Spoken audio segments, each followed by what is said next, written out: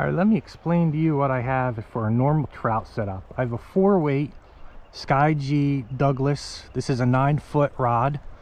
I have a 4-5 weight reel. I have 4-weight line. This is Rio Gold.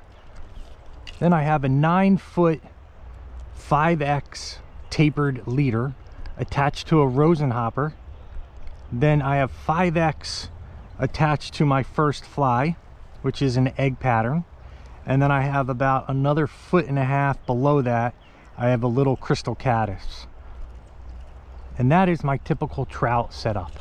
So my rosin hopper is my indicator. I'm just gonna cast out here and make a couple casts. And what I'm looking for when I'm landing my fly is I want my flies to either be directly across from my indicator or upstream from my indicator. What I don't want is my flies below my indicator. And the reason for that is because it'll drift about 6 or 7 feet before your actual flies become contacted with your indicator. And what that means is that you aren't going to be able to see any hit or strike. So when I'm landing my fly, I want my flies to be upstream or directly across from my indicator. If for some reason my flies land below my indicator, I'll just take it and pull it down so I know my flies are now in direct contact.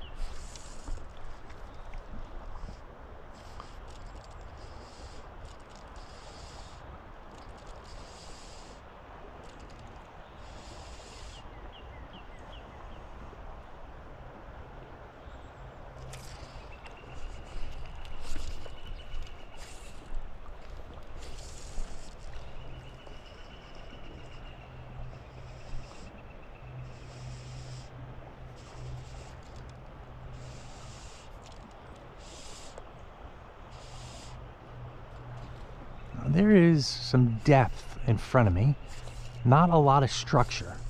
So depth is great, structure is greater, because the structure provides food source where the food is going to congregate, like caddises and larvae and nymphs. And it also provides a little bit of friction in the water, so the trout like to hide behind it. So there's not a lot of rock here, but there are a lot of rocks over there. And if you notice over there, there's foam as well. The foam is very important. That provides a fisherman with a sense that it's faster flowing water. It's probably the fastest flowing water, unless it's stuck in a little eddy. And on a stream like this, which are smaller streams, the fish are going to want to be where the faster water is. It just provides them with a lot more food, provides them with a lot more protection, and that tends to be where most of the rocks are. So I'm slowly trying to position myself over into that faster water.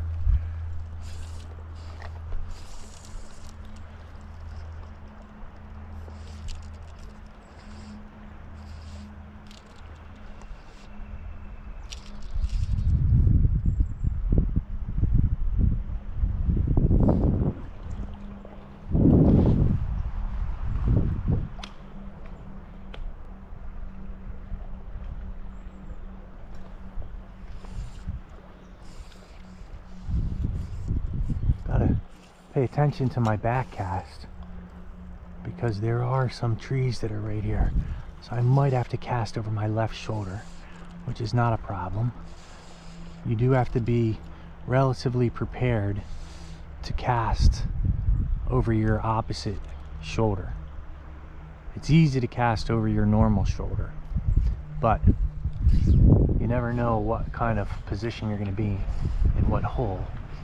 So casting over your opposite shoulder is very beneficial. So I recommend practicing that. Best way to practice it is on the water.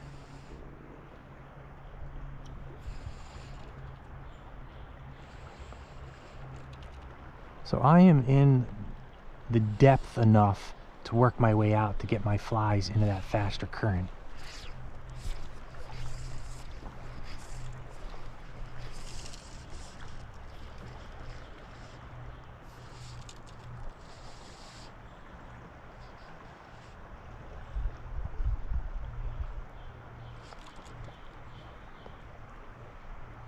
Let that swing right on through there.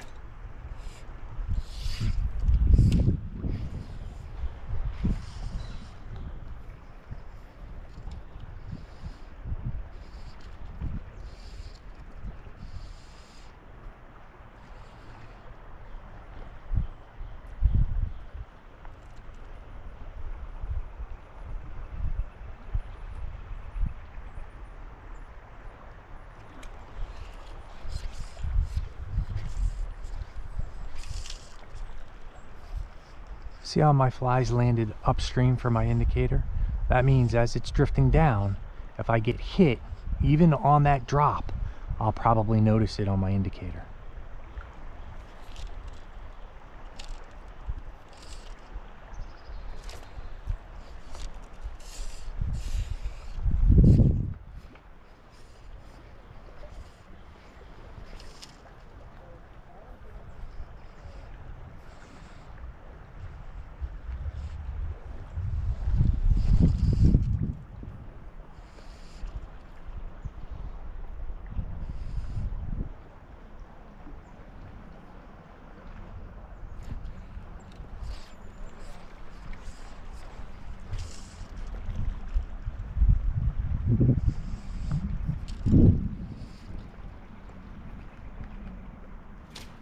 All right, there we go.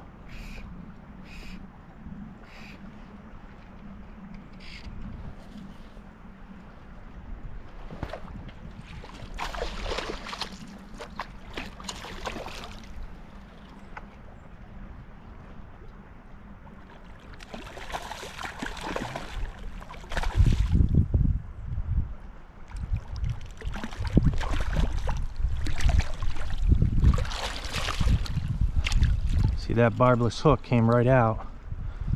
It is one gorgeous rainbow.